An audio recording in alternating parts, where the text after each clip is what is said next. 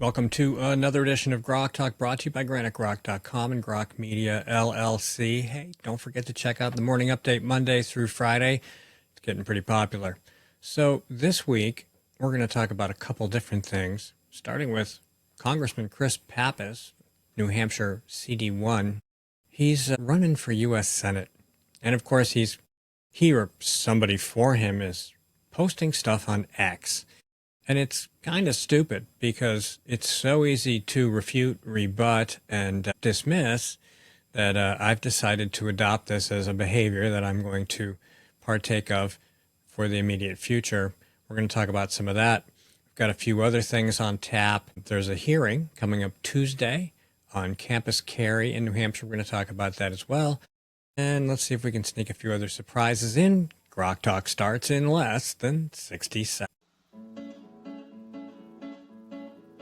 Not everyone can get up every day and look for ways to piss people off. But here at GrokTALK.com, we do that almost every day.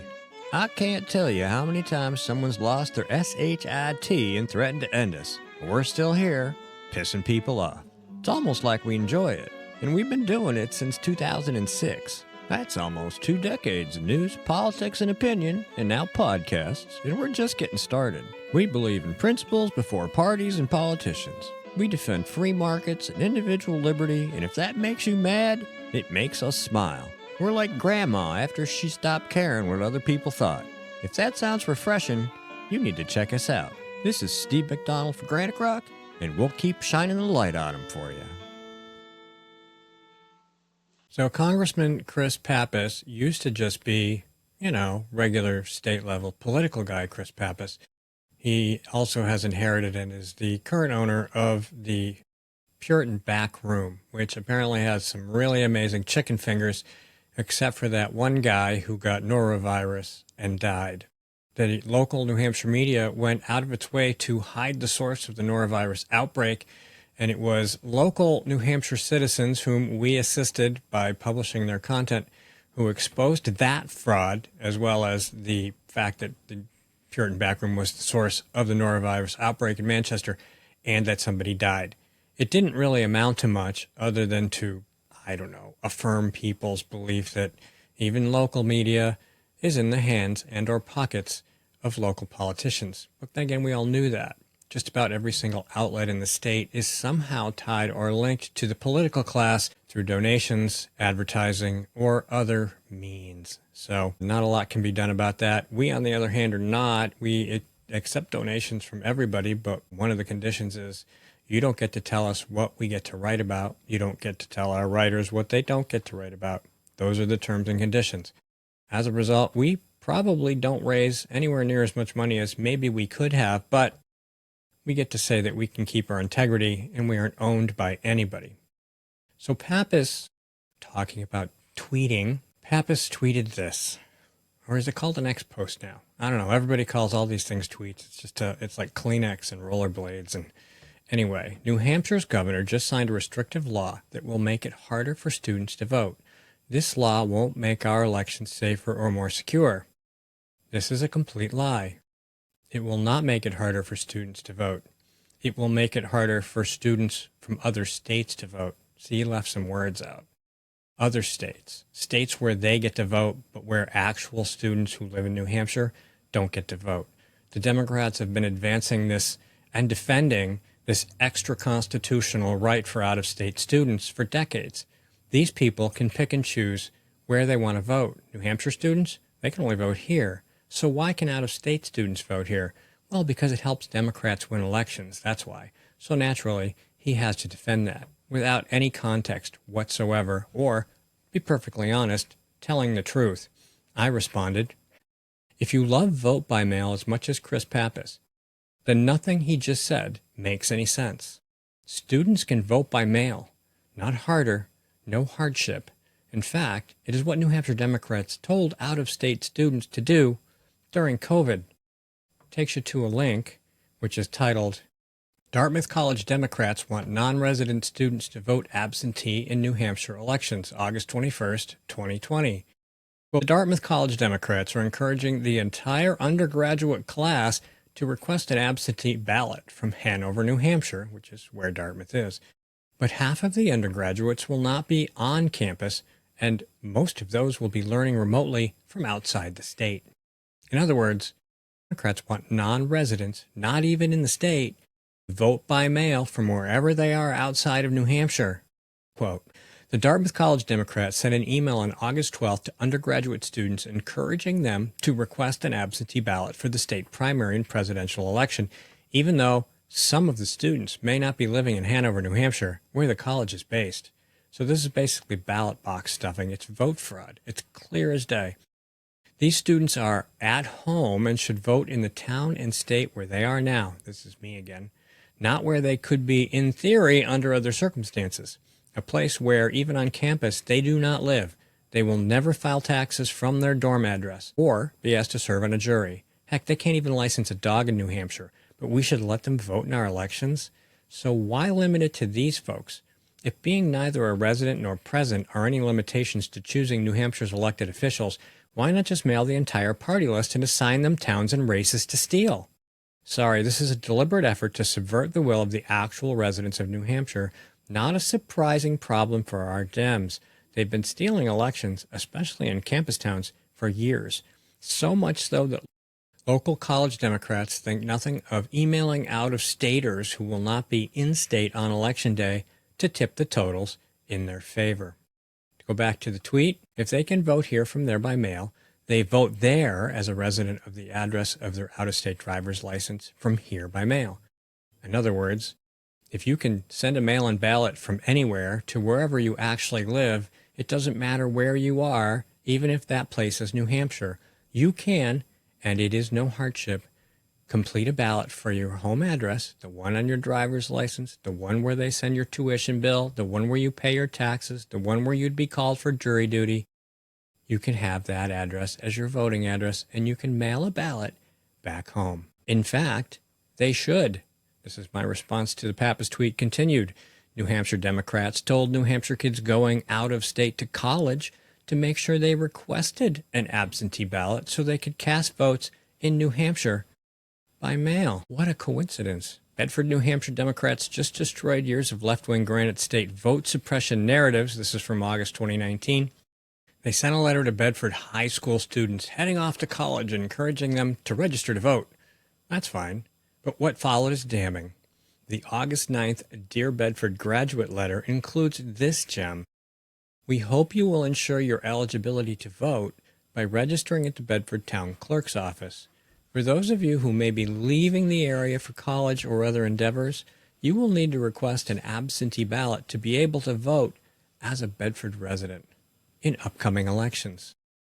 I continue. I can't thank the Bedford Democrat Town Committee enough. All those rants from Chairman Ray Buckley and the brooding about Republicans suppressing out-of-state student votes just died. It really didn't, but out-of-state college students should request an absentee ballot so they can vote from their hometown no matter where they are attending college. If it works for New Hampshire residents matriculating outside the state, it works for out-of-state tuition-paying college students in New Hampshire. I think there might be a little more to the tweet. Yeah, voting by mail is clearly not harder nor a hardship, so stop lying to the people, Mr. Pappas. But he won't stop. He can't. Democrats cannot get elected to office without lying. As a matter of proof, just look at everything they've ever promised and the results. What happens? Well, government gets bigger. We get a whole bunch of people who vote for more government because their salaries and their lifestyles rely on it at the expense of everyone else. And everything gets more expensive, and the problem stays the same or, more likely, gets worse. If you need an example, look at a Democrat city. Look at the war on poverty. Look at the war on drugs. Until Mr. Trump actually engaged in physical war against the war on drugs, the war on drugs was winning. And it was just a laundromat. They're all laundromats. Everything they do. And it's not just Democrats. There's plenty of Republicans in on the game. But what they do is they create a program, throw a bunch of money at it. Gavin Newsom, trained to nowhere, ending homelessness, hundreds of millions of dollars, nothing happened. Well, I apologize, that's not true. Somebody got rich, but whatever they promised, that didn't happen. And in the case of homelessness in California, and crime, and a whole bunch of other things, they got worse. So I've been saying this a lot lately, and I'm going to keep saying it. You don't have to love every single policy of a Republican Party candidate or even President Trump. But what you do have to understand is that Democrats will suppress your speech. They will suppress your rights. They will try to disarm you, and they will take your money because you didn't build that.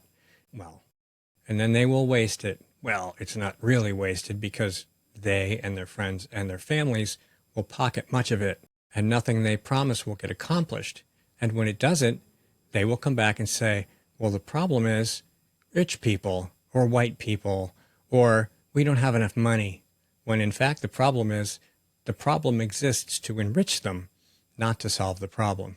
And they probably created the problem in the first place. We'll be right back with that little blurg. I can't believe I said blurg.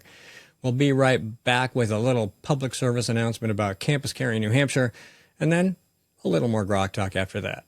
Hang on. Don't go away.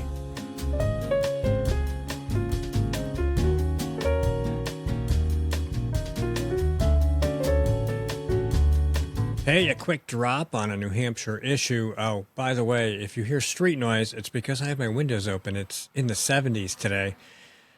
And since it's always cold in the morning, it's kind of nice to just air the house out a little bit. So anyway, from Citizens Alliance New Hampshire, the Senate Judiciary Committee will hold a public hearing on House Bill 1793 this Tuesday, April 14th. That's tomorrow at 1:45 p.m. in room 100 of the State House.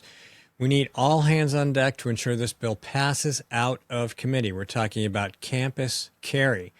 The bill would allow students and faculty to carry concealed on campus to protect themselves. And as you know, a lot of campuses are woke landscapes that are gun-free zones, advertised or otherwise. And they're scared of guns. They got, oh no, guns, oh no. Anyway, that's why shooters tend to choose schools and colleges, because they know nobody's armed. Anyway, to continue, sponsored by Pledge Champion Representative Sam Farrington, the bill would finally end the dangerous policy of gun-free zones that leave students, faculty, and visitors defenseless. Inside sources at the State House have informed us that some senators on the Judiciary Committee plan to introduce amendments that would significantly weaken the bill and undermine its core purpose.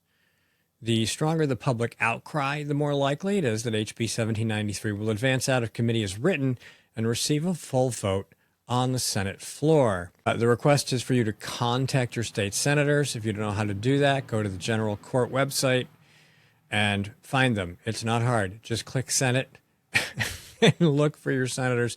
You can also contact everybody in the Senate if you want to let them know how you feel. But the individuals in question are Senator Bill Gannon, Senator Darrell Abbas, and Senator Sharon Carson. We do not want them messing with this piece of legislation.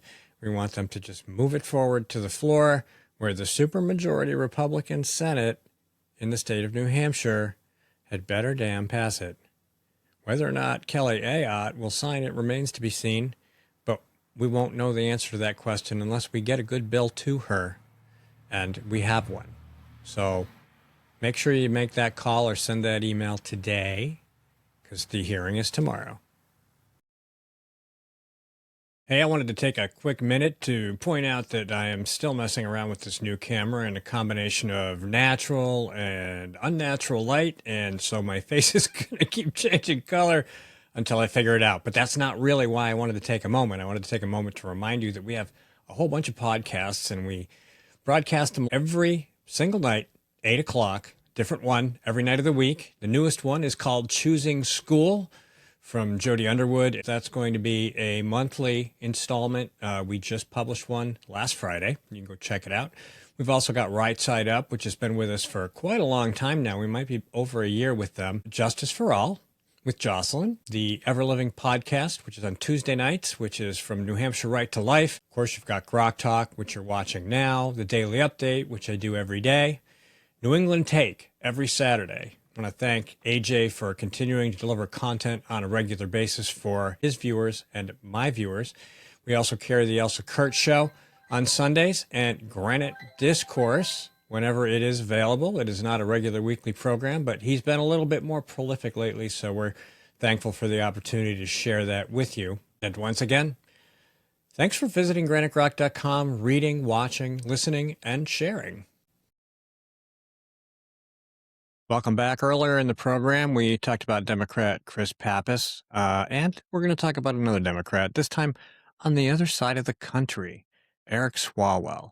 He lives in the Democrat swamp of California that generates and creates and manages to manifest things like Gavin Newsom. Gavin Newsom, of course, is a narcissistic Machiavellian psychopath. Like a lot of Democrats, we have a version of him here, at least one that we know of.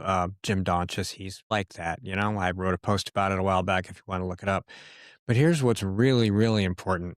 Democrats like Chris Pappas, all the Democrats in New Hampshire, they want to be just like Democrats in California. And if you give them any kind of power, they will attempt to emulate them. They love what California does. And you will have noticed, with very few exceptions, that all of the Democrats across the country are the same. They all want to be like California. They all want to be a train wreck that launders money. Newsom's homelessness initiative, hundreds of millions of dollars. Homelessness got worse. Nobody knows where the money went.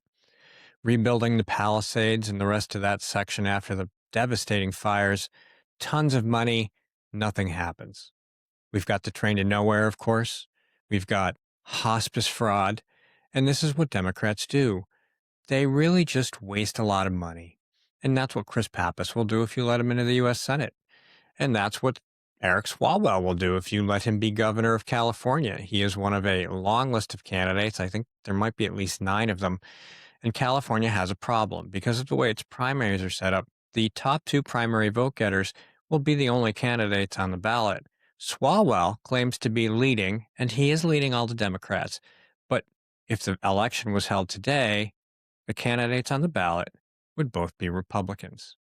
Democrats can't have that, and they don't care what it takes to get there from here.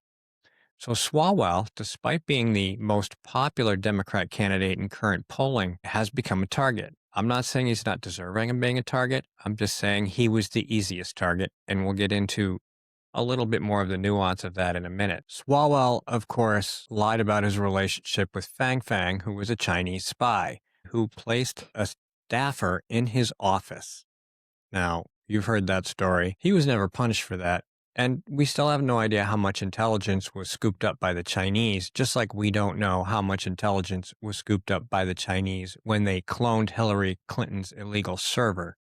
Again, that's the way the swamp works, especially when the Democrats are in control and they are the ones setting the standards for the bureaucracy that would investigate them. Swalwell, of course, lied about Crossfire Hurricane. Swalwell was one of many who lied about COVID, before, during, and after. But Swalwell did push for the release of the Epstein files. He thought it was very important, probably because he was convinced that Mr. Trump would be implicated and that the only reason we hadn't seen everything was because Trump was in there.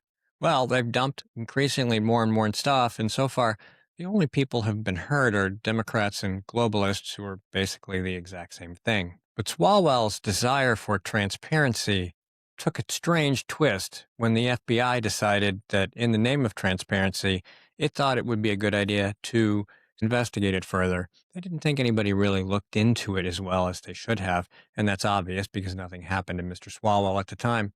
Suddenly, he didn't want anything to do with transparency. He threatened to sue the FBI. I wrote about that too, so I won't dig into it again. But again, this informs the conversation. And now Mr. Swalwell finds himself, after 13 years in Congress, wrapped up in a sex scandal. 4 staffers have accused him of a sexual assault. 4 staffers in 13 years.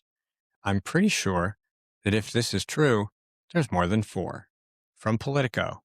The exodus, which began just before the San Francisco Chronicle published a report detailing a former staffer's claims, jolted California's marquee race just weeks before ballots start landing in voters' mailboxes. The former staffer told the newspaper that Swalwell had sexual encounters with her while working for him and that he sexually assaulted her twice when she was too drunk to consent. Hours later, CNN reported on that ex-staffer and 3 additional women who accused Swalwell of making sexual advances and sending explicit photos and messages of his penis And Politico reported that a former Swalwell employee had signed an agreement over an employment discrimination claim that included confidentiality and non-disparagement clauses, despite his campaign saying no one on his staff signed an NDA during his tenure. So it's a big deal. There's got to be more than four, or, as the Democrat Party is prone to do, they basically invented this to get him out of the race. He became the person who was the easiest target. They had a whole list of them, and they chose him. So there's a reason why. Now, maybe he is dirty. Obviously, he's dirty. He's done a lot of dirty things. He's a Democrat from California. He's a Democrat. And so there's that thing. What else has he done? Well, we don't really know. We don't know if it's true. We don't know if it's false. We do know that he insists he's being framed. A lot has been said about me today through anonymous allegations, and I thought it was important that you see and hear from me directly.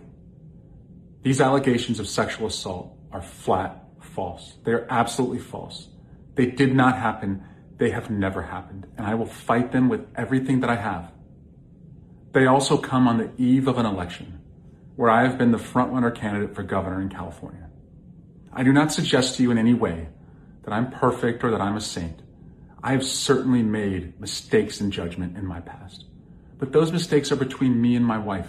It's an interesting contrast because he's got a history of saying things. He's been your typical Democrat, sharing things like this.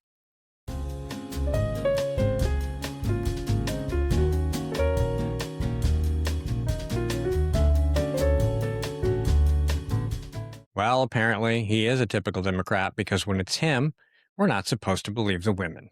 So for a little more context, if Swalwell in fact stays in the race, and he has said he will, the Republican nominee issue becomes large. Polls vary, but both Republican candidates are strong. Steve Hilton, 17%, and Sheriff Chad Bianco, 14%, mean Dems can't really even game the system by voting for the rhino. Chinese spy dating Eric Swalwell is in third place at 14%, or 12.2% depending on the poll, and staff bullying Harridan and failed senatorial candidate Katie Porter is running fourth at 9.2%.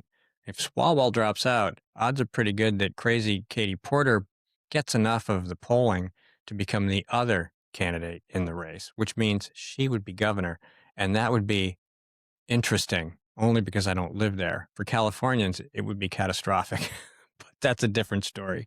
So the California problem is a huge problem for Democrats. They do not want two Republican candidates on the ballot as the only candidates you can choose for governor, because they might attempt to unravel all the things, all the evil things, all the fraud.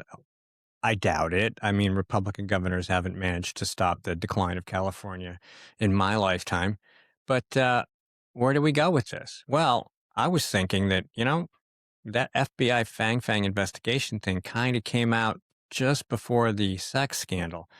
And I was wondering if maybe somebody asked the FBI, somebody in the California Democrat Party perhaps, snuck them a note under the table that said, hey, you guys should look at this. This would be a good thing to look at, especially right now before the primary, which is creeping up on us a lot faster than we'd like. And we don't want Republicans on that ballot. So did they? Did somebody do that? I have no idea, but it sounds interesting. Ultimately, it's a Democrat versus Democrat civil war problem. They targeted Swalwell because he's obviously an easy target. But there's a question. Whether or not they actually asked the DOJ to open the investigation, whether or not they actually found these women and asked them to step forward in a very uncomfortable set of circumstances to take Swalwell out of the race, the bigger question is, how long has he been doing this, if he has? And if everybody knew about it, why is he still a sitting member of Congress? I thought believing women was really important. That sexual assault, especially of drunk women. So why aren't Democrats telling Swalwell he not only has to drop out of the governor's race, but that he can't be a member of Congress anymore? They aren't saying it at all. It hasn't even come up. But they should. And you should ask them. Why haven't you suggested this? If you feel so strongly about this particular scandal that you would drop his campaign, that major members of Congress like Nancy Pelosi would draw back their endorsement, why is he still there? It's a great question. And the answer is because that has nothing to do with it. That's not the problem they're trying to deal with. Everything is in the moment. Everything is the problem directly in front of them. They don't want him to screw up their chance to elect another Democrat governor, and they need him in Congress. So what do? Well, they behave like Democrats, and they will continue to behave like Democrats. And you will find other Democrats, maybe even Chris Pappas, who say, oh, that's awful. He shouldn't run for governor, because it'll make them look good. Not that they believe it. They don't really care, because if they did, they'd be trying to kick him out of Congress too, and they're not going to do that. All right, I've babbled on long enough for this particular segment and for the entire program. So have a great day, have a great week, and we'll talk to you again next week. GrokTALK.